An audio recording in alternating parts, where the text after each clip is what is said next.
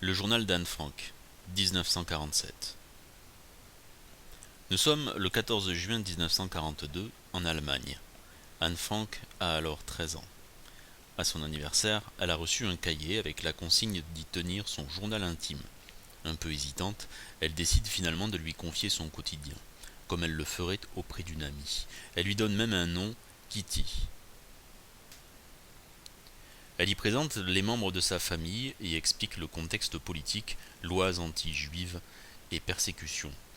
Les juifs, comme elle, ont perdu leurs droits et vivent sous la menace permanente d'être arrêtés et enfermés dans des camps. Elle parle aussi d'autres sujets et, comme toutes les adolescentes de son âge, elle s'intéresse à ses camarades de classe, ses professeurs, un garçon. Mais un jour, sa sœur Margot reçoit une convocation de la police. Leur père, ayant peur d'une arrestation, décide de s'installer dans une cachette dans leur propre appartement, qu'ils appellent l'annexe.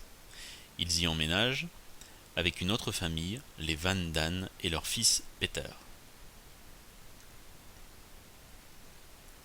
Anne, choquée et apeurée, doit cohabiter avec beaucoup de monde dans peu de place.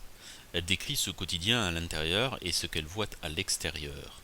La jalousie par rapport à sa sœur, les disputes, les Van Dan qui la trouvent trop bavarde et prétentieuse et Peter pour lequel elle ressent un amour naissant, mais aussi les arrestations dans la rue et la violence de la guerre.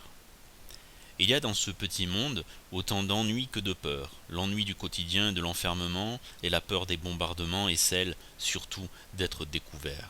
C'est ce qui arrive le 4 août 1944. Les derniers écrits d'Anne datent de 3 jours avant. C'est son père qui fera publier le journal de sa fille car elle meurt dans un camp peu de temps avant la fin de la guerre.